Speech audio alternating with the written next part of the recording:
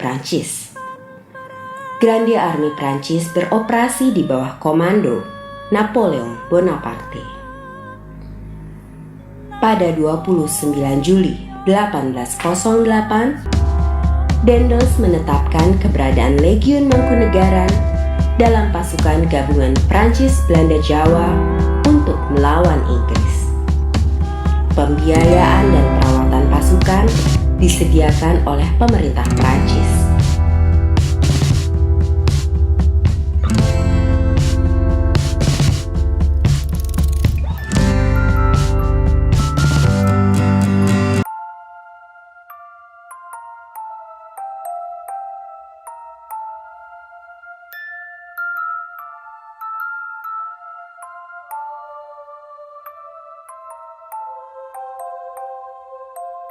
Napoleon Bonaparte ialah kaisar besar dari Prancis. Prancis dan tanah Jawa dalam satu garis lurus berjarak tak kurang dari 15.000 km. Dengan rentang yang demikian jauh, apa makna hadiah dari Napoleon ini untuk negeri Surakarta? 2 abad silam, perang dahsyat berkecamuk di setiap sudut Eropa. Perang ini merupakan buah dari ambisi Napoleon Bonaparte untuk menguasai seluruh Eropa. I say, I am Napoleon. I am Emperor.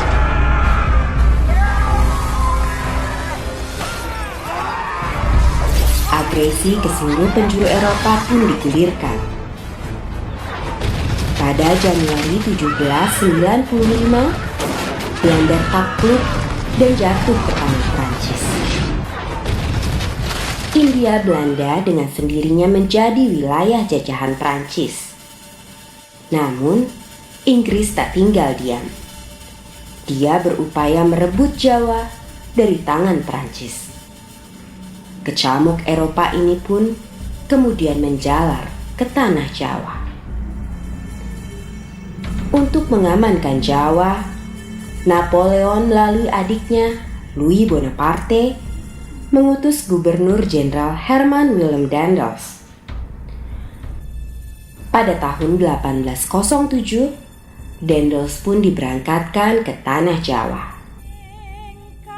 Sebelum itu, pada 1746 hingga 1755, perang bergejolak di tanah Jawa.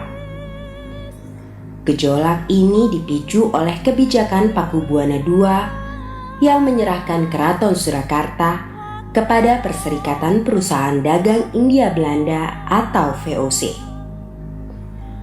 Pakubuwana II merupakan pimpinan Keraton Surakarta ketika itu.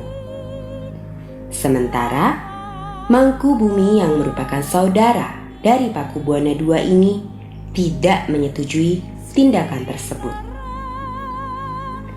Raden Mas Said yang juga berasal dari Surakarta mendukung pemberontakan Mangkubumi. Kemudian, dia pun menuntut haknya untuk menjadi penguasa.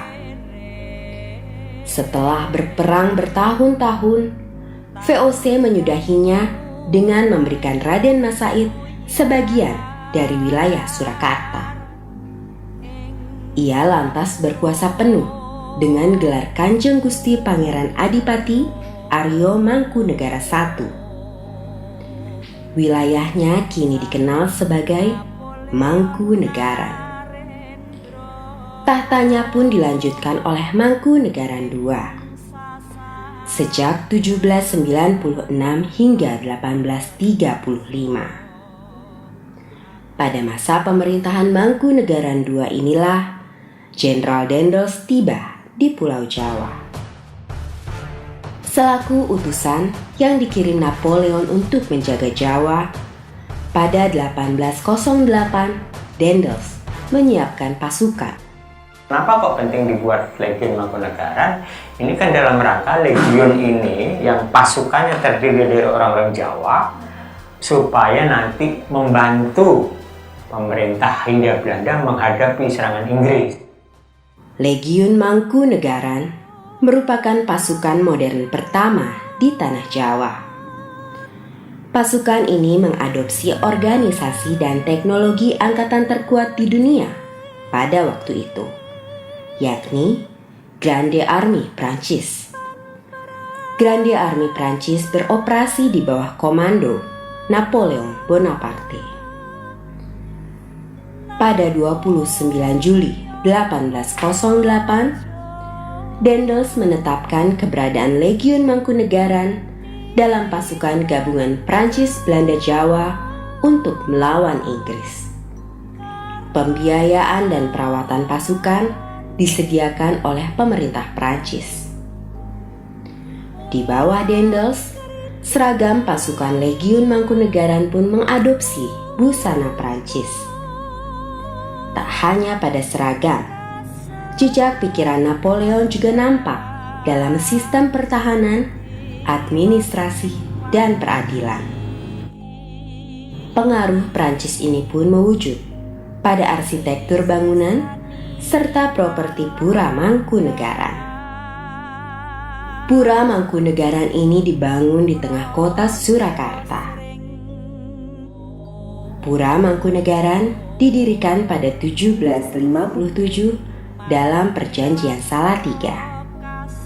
Secara struktur, kedudukannya berada di bawah Keraton Surakarta, yakni sebagai kadipaten.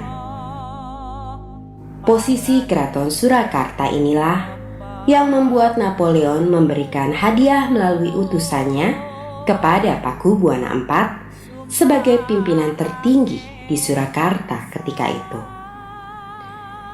Kedua hadiah ini disimpan di Radia Pustaka yang pada masa pemerintahan Pakubuwana IX menjadi tempat penyimpanan surat-surat keraton. Secara etimologi, kata radia berarti pemerintah, sementara pustaka bermakna surat. Seiring berjalannya waktu, yang disimpan di dalam tempat ini tidak hanya surat, tetapi juga berbagai benda penting yang berhubungan dengan keraton. Di masa Republik Indonesia, tempat ini pun menjadi museum. Akan tetapi, tak banyak yang mengetahui kisah dari benda-benda bersejarah yang ada di sini. Semua seakan bisu ditelan waktu. Museum Radia Pustaka itu betul-betul bisa menjadi salah satu kebanggaan kota Solo karena koleksinya begitu hebat sekali. Mengingat ada jejak Napoleon Bonaparte di Solo dan barang-barangnya itu ada. Saya berharap museum ini bisa menggaungkan kota Solo yang lebih bagus lagi dan bisa lebih direvitalisasi dengan adanya film-film pendek tentang apa makna barang itu ada di sini.